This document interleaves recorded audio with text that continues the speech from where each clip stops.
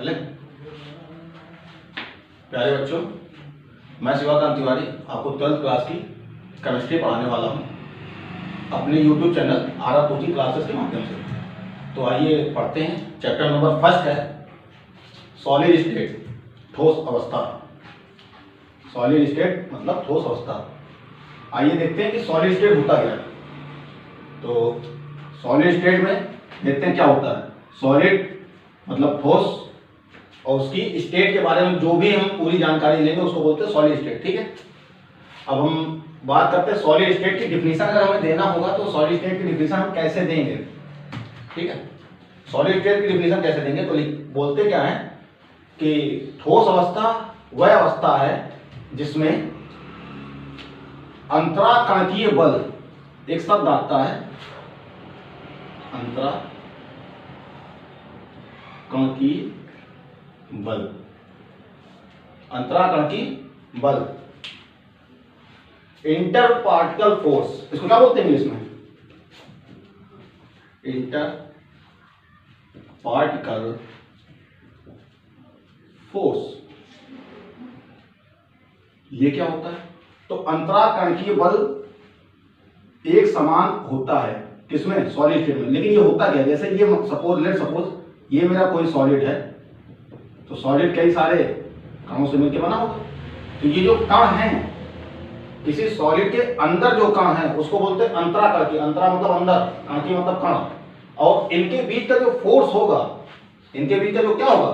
Force होगा, वो किस तरीके से होगा? वो फोर्स स्ट्रांग होगा। स्ट्रांग यानी प्रबल, कैसा होगा? प्रबल होगा। तो पहली लाइन ये लिखते हैं कि ठोस अवस्था वह अवस्था है जिसमें अंतराकणकीय बल इतने प्रबल होते हैं कि उनकी स्थानांतरी गति रुक जाती है। उनकी स्थानांतरीय गति कैसी जाती है? रुक जाती है। इनकी गति जो होती है, जो अंदर के मॉलिक्यूल्स होते हैं वो मोशन नहीं करते। जबकि ये बोला जाता है कि जो इनके घटक कण होंगे, जो इनके क्या होंगे? घटक कण होंगे, वो दो तरीके से गति करते हैं। इस जैसे ये सपोज ये एक पार्टिकल लिया मैंने, तो इस पार्टिकल की स्थानांतरी गति तो रुकी रहेगी। स्थानांतरी गति कैसी होगी? रुकी रहेगी। लेकिन इसी पार्टिकल में दो अलग से गतियां होंगी जो चलती रहती है। एक गति होती है कंपनिक गति। कौन सी गति होती है? कंपनिक गति। और एक होती है घूर्णन गति। देखें, इसकी दो और गतियां होंगी। एक होंगी कंपनिक गति,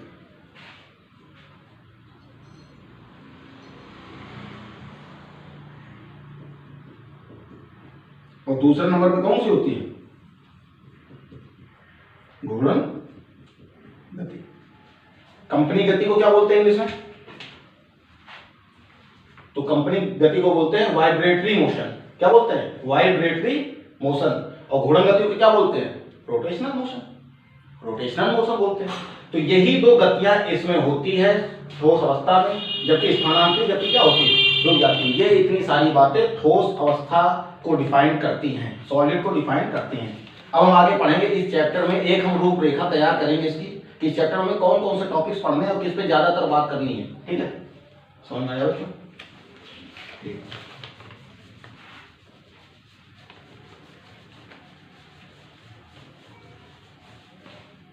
आइए सबसे पहले हम चालू करते हैं कि ठोस अवस्था आने से पहले सबसे पहले था क्या हमारे पास? तो सबसे पहले हमारे पास क्या था? द्रव्य, जिसको इंग्लिश में क्या कहते हैं? मैटर कहते हैं। क्या बोलते हैं? मैटर। द्रव्य तीन टाइप्स के होते हैं।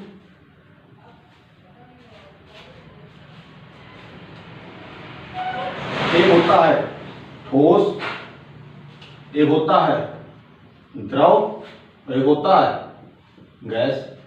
इसको कहते हैं सॉलिड, लिक्विड, और गैस को गैस ही बोलते हैं।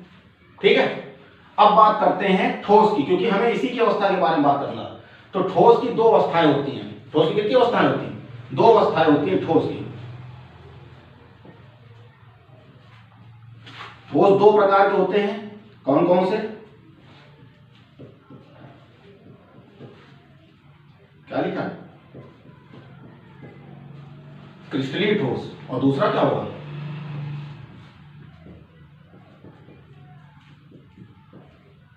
अक्रिस्टलीय ठोस। पहला है क्रिस्टलीय ठोस, इंग्लिश में बोलते हैं क्रिस्टलाइन सॉलिड। क्या बोलते हैं? Crystalline solid. अक्रिस्टलीय ठोस को क्या बोलते हैं? Amorphous solid. क्या बोलते हैं? इसको बोलते हैं क्रिस्टलाइन सॉलिड।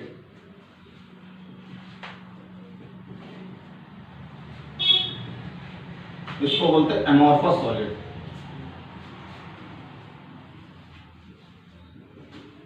ठीक।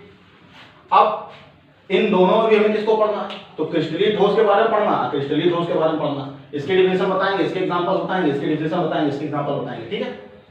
और अब बात करते हैं क्रिस्टलीय ठोस का। अगर हम क्या करते हैं, क्रिस्टलीय ठोस का अगर हम क्या करते हैं, प्रदर्शन करते हैं। क्या करते हैं? प्रदर्शन करते हैं। क्रिस्टलीय ठोस का क्या करते हैं हम? प्रदर्शन करते हैं। तो ये प्रदर्शन क्या बनाता है? तो क्रिस्टलीय ठोस का प्रदर्शन किसके आधार पर होता है? क्रिस्टल के आधार पर होता है। किसके आधार पर होता है? क्रिस्टल के आधार पर। तो क्रिस्टलीय ठोस का प्रदर्शन किसके आधार पर होता है? क्रिस्टल के आधार पर होता है। अब ये क्रिस्टल दो तरीके से प्रदर्शन करते हैं। ये क्रिस्टल कितने तरीके से करते हैं? दो तरीके से करते हैं। एक होता है 2D और एक होता है 3D। 2D को बोलते हैं 2 डायमेंशन, 3D को बोलते हैं 3 डायमेंशन। हिंदी बोलते हैं द्विविमीय ज्यामिति और इसको बोलते हैं त्रिविमीय ज्यामिति। ठीक। अब बात करते हैं कि क्रिस्टलीय ठोस कितने प्रकार के होते हैं। क्रिस्टलीय ठोस कितने प्रकार के होते हैं?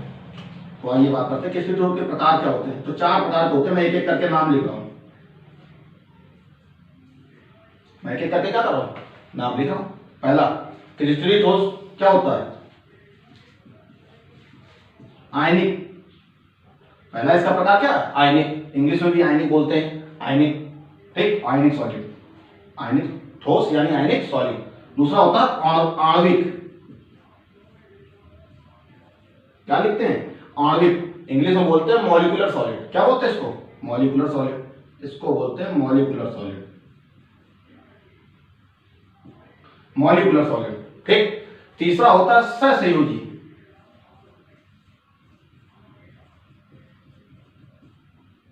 क्या बोलते हैं? सहसंयोजी ठोस, जिसको बोलते हैं कोवैलेंट सॉलिड। क्या बोलते हैं? Covalent solid. और चौथा होता है धात्विक ठोस, मेटेलिक सॉलिड। क्या बोलते हैं इसको?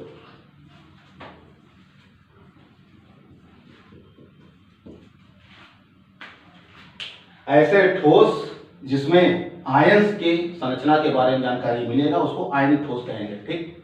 ऐसे ठोस जिसमें किसी भी कंपाउंड के, किसी भी यौगिक के अणुओं के बारे में जानकारी दी जाएगी, उसके मॉलिक्यूलर्स के बारे में जो जानकारी दी जाएगी उसको मॉलिक्यूलर ठोस कहेंगे। ठीक। Molecular solid, sorry.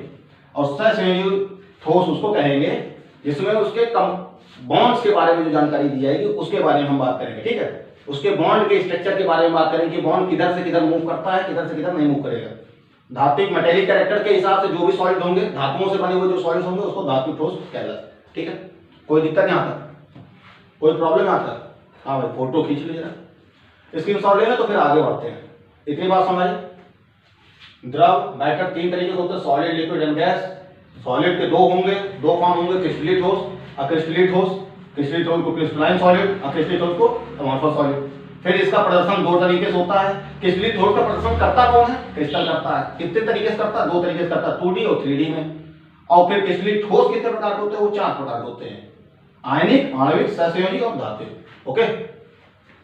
अब बात करेंगे इन चारों की जो निर्माण की विधियां होती है, कितने तरीके से ये फॉर्म हो सकते हैं, चाहे वो आयनिक हो, चाहे आणविक हो, चाहे सहसंयोजी, चाहे धात्विक, उनकी निर्माण की कितनी विधियां हो सकती हैं, तो इसके बारे में बात करेंगे। ये चार्ट सभी को मैं डिस्क्रिप्शन बॉक्स में अपने व्हाट्सएप का ग्रुप नंबर में शेयर करूंगा।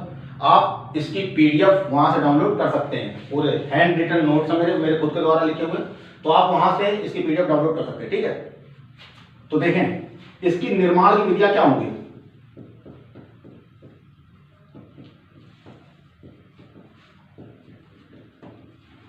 तो निर्माण की विधियां कितनी तरीके से होते हैं? 14 टाइप्स की। कितनी होती है? 14 टाइप्स की होती है निर्माण की विधियां। इसकी 14 प्रकार से बनाया जा सकता है इनको।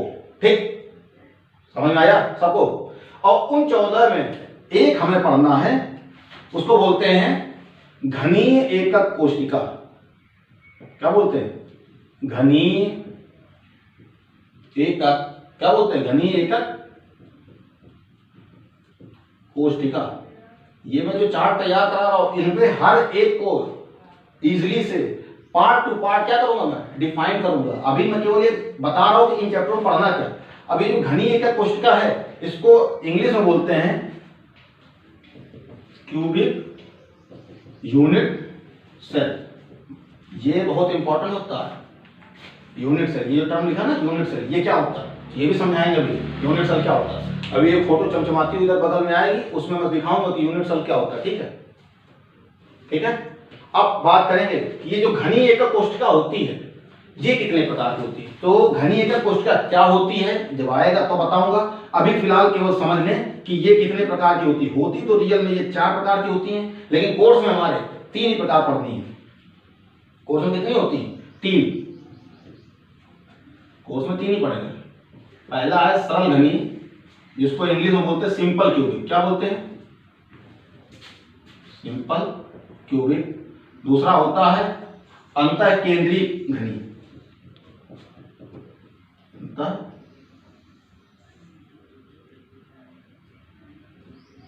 केंद्रीय घनीय कोशिका। ठीक, इसको बोलते हैं body centred cubic. Body centred cubic. ठीक, और एक तीसरा होता है फलक केंद्रित कोशिका। फलक केंद्रित कोशिका, इसको क्या बोलते हैं? Face centred cubic. ओके, अब देखो सरल घनी को एससी से दिखाते हैं, सिंपल क्यूबिक को किससे दिखाते हैं? एससी से। यही फेमस नेम है, न्यूमेरिकल में यही दी जाएंगे। और बॉडी सेंटर्ड क्यूबिक को बीसीसी से दिखाएंगे। किससे दिखाएंगे? बीसीसी से। और फेस सेंटर्ड क्यूबिक किससे दिखाएंगे? एफसीसी। ये क्या होती है, कैसे होती है, अभी मैं आगे बता रहा हूं। तो बच्चों, अभी मैंने क्या बताया? इससे पहले मैंने सॉलिड स्टेट के बारे में बताया, मैटर के बारे में बताया, मैटर कितने टाइप्स के होते हैं, फिर उसमें ठोस यानी सॉलिड के बारे में बताया, सॉलिड कितने टाइप्स के होते हैं, उनकी क्या क्या निर्माण की इकाइयां होंगी, किस हिसाब से बनते हैं वो। फिर उन निर्माण की इकाइयों में से सरल घनीय जालक जो होते हैं, कोशिका जो होती है, सरल घनीय कोशिका जो होती है सिंपल क्यूबिक, वो कितने प्रकार के होते हैं? वो 3 प्रकार के होते थे। कौन कौन से होते थे? एससी, बीसीसी और एफसीसी। ओके, अब हम बात करेंगे वहां पे मैंने बोला था ना, एक एक डिफिनेशन को हम क्लियरिटी करेंगे। तो हम पहली डिफिनेशन लेंगे क्रिस्टलाइन सॉलिड, जिसको हम बोलते हैं क्रिस्टलीय ठोस। क्या बोलते हैं?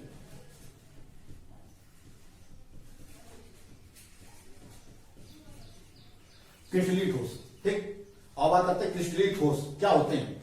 तो इसमें इसकी डिफिनेशन क्या बोलते हैं? डिफिनेशन क्या बोलते हैं? आओ मेरे साथ साथ बोलेंगे। ठीक है, बोला जाता है वे ठोस जिनमें अवयवी कण,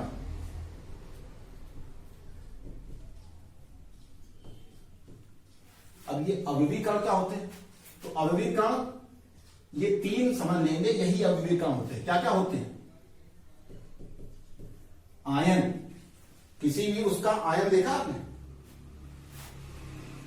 किसी भी ठोस का आयन देखा है? जैसे Mg++, तो क्या उसका आयन है? Na+ क्या है? आयन है। Cl- क्या है? आयन है।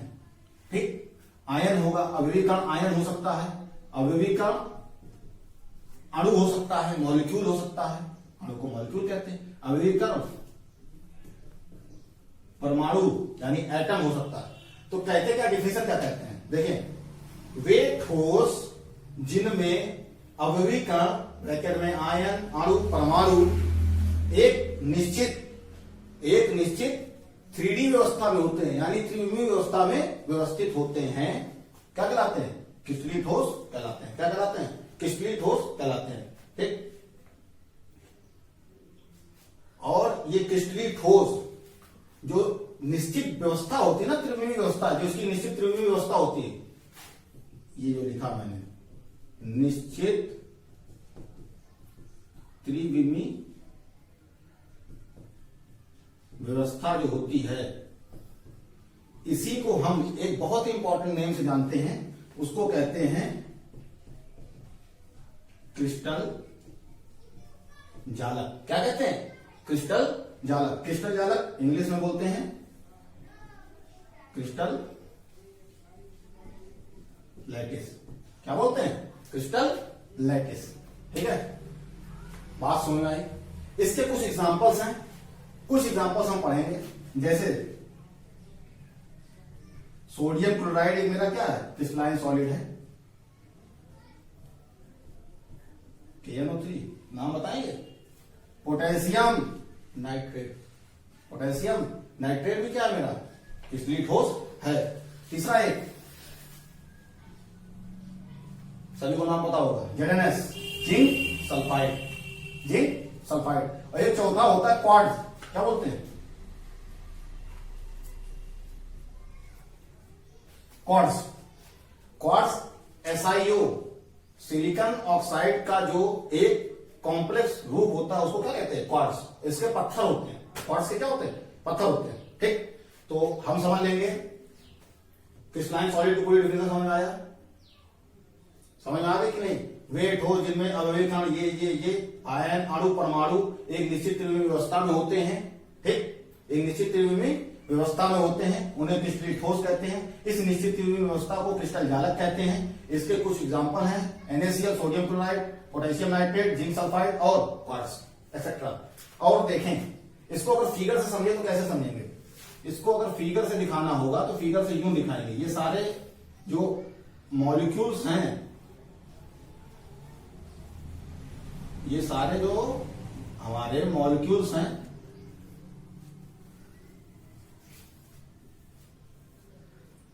इनकी एक्स एक्सिस के लॉन्ग और वाई एक्सिस के लॉन्ग जब इनको कट करेंगे तो इनकी एक फिक्स ज्यामिति मिलेगी, फिक्स संरचना मिलेगी। ठीक है, इसी के रिस्पॉन्स में इनको क्या बोलते हैं? क्रिस्टलीय ठोस बोलते हैं। अब दूसरी जो डिफिनेशन होगी वो होगी एमॉर्फस सॉलिड की, यानी अक्रिस्टलीय ठोस की। तो आप पढ़ते हैं एमॉर्फस सॉलिड।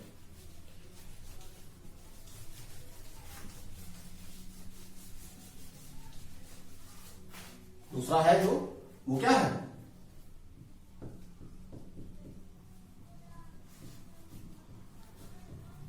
एमॉर्फस सॉलिड, जिसको बोलते हैं अक्रिस्टलीय ठोस। क्या बोलते हैं? अक्रिस्टलीय ठोस। तो सिंपल सी लैंग्वेज में बोलते हैं कि अक्रिस्टलीय ठोस वे ठोस होते हैं जिनमें क्रिस्टल, अक्रिस्टलीय ठोस वे ठोस होते हैं जिनमें उनकी कोई 3D निश्चित व्यवस्था, त्रिविमीय निश्चित व्यवस्था नहीं होती। ठीक, क्या बोला मैंने? अक्रिस्टलीय ठोस वे ठोस होते हैं जिनमें उनकी जो 3D व्यवस्था होती है वो निश्चित नहीं होती। ठीक, एमॉर्फस सॉलिड कहलाते हैं। बोल देंगे एग्जाम्पल क्या है? इसके एग्जाम्पल कुछ ज्यादा इंपॉर्टेंट होते हैं। इसका जो पहला एग्जाम्पल है वो है मक्खन। कई लोगों के मुंह में पानी आ रहा देख रहे हैं। मक्खन यानी बटर। दूसरा है सबसे इंपॉर्टेंट कांच, और तीसरा है रबर। ठीक है, मक्खन का नाम लेके पिघले नहीं, एमॉर्फस सॉलिड है वो। ये सॉलिड है मक्खन, ये ना कह देना कि वो लिक्विड टाइप में होता है, सॉलिड है वैसा। मक्खन, रबर, कांच और एक और चौथा प्लास्टिक। ये सब एमॉर्फस सॉलिड के एग्जांपल हैं, अक्रिस्टलीय ठोस के एग्जांपल हैं। ठीक है, इसमें कांच और प्लास्टिक ज्यादा पूछे जाते हैं। ठीक, इनके बारे में मैं एमॉर्फस सॉलिड के बारे में एक 10 रुपए का नोट चिपकाना चाहता हूं। वो नोट आपको ध्यान रखना होगा। वो नोट ये है कि इनका जो गलनांक है, गलनांक मतलब मेल्टिंग पॉइंट, इनका जो गलनांक है, मेल्टिंग पॉइंट है, वो निश्चित नहीं होता, अनिश्चित होता। वो कैसा होता? निश्चित नहीं होता, अनिश्चित होता। ठीक है, और इनकी भी जब डायग्राम के थ्रू समझाएंगे तो ये इनका रैंडमली ये क्या होते हैं, मॉलिक्यूल्स बिखरे होते हैं, एक निश्चित क्रम में नहीं होते हैं।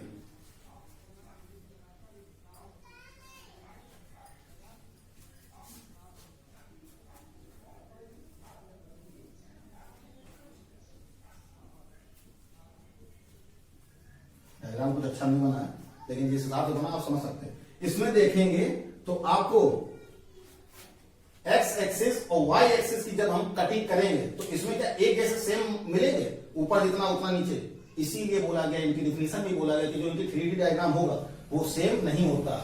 ठीक है, समझ गए? क्रिस्टलीय ठोस और क्रिस्टलीय ठोस समझ गए। अब इनका जल्दी से अंतर करते हैं 2 मिनट में, उसके बाद अंतर करके खत्म करते हैं टॉपिक को। ठीक है, आए इनका डिफरेंस देखेंगे। क्या पढ़ाएंगे? डिफरेंस। डिफरेंस क्रिस्टलीय ठोस और क्रिस्टलीय ठोस में डिफरेंस क्या क्या है, आइए देखते हैं। देखें, क्रिस्टलीय ठोस में पहला पॉइंट जो होता है, और क्रिस्टलीय ठोस में पहला पॉइंट बता रहा हूं मैं। क्रिस्टलीय ठोस में ये बताता हूं कि जो इनके अवयवी कण होते हैं, अवयवी कण व्यवस्थित होते हैं। कैसे होते हैं? व्यवस्थित होते हैं। इनके में व्यवस्थित नहीं होते, व्यवस्थित नहीं होते। पहला पॉइंट तो बिल्कुल क्लियर हो गया, मैंने बताया था कैसे, फिगर से भी समझा दिया। दूसरा पॉइंट जो है इनका गलनांक स्पष्ट होता है। इनका गलनांक स्पष्ट होता है, मतलब निश्चित होता है। इनका गलनांक निश्चित नहीं होता है।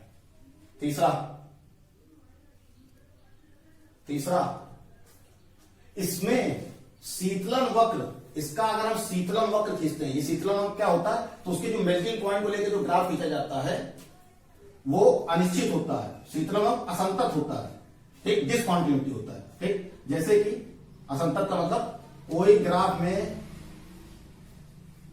कोई प्रोग्रेस एक सेम नहीं मिलेगी। ठीक है, जबकि इनका संतत होता है, इनका एक जैसा होता है। ग्राफ कैसा होता है? संतत होता है। इनका शीतलन वक्र खींचने पे क्या होता है? असंतत, डिसकॉन्टिन्यूटी, इनकी कॉन्टिन्यूटी होती है। और चौथा सबसे इंपॉर्टेंट, उसके बाद खत्म। ये था तीसरा, अभी करते हैं चौथा। चौथा ये होता कि इनको वास्तविक ठोस कहते हैं। किसको? क्रिस्टलाइन सॉलिड को एक रियल ठोस बोलते हैं, रियल सॉलिड बोलते हैं। और इनको अक्रिस्टलीय ठोस को क्या बोलते हैं? रेफ्रिजरेटेड सॉलिड बोलते हैं, रेफ्रिजरेटेड लिक्विड बोलते हैं। अतिशीतित द्रव, ये टर्म याद रखेंगे, यही सबसे इंपॉर्टेंट है।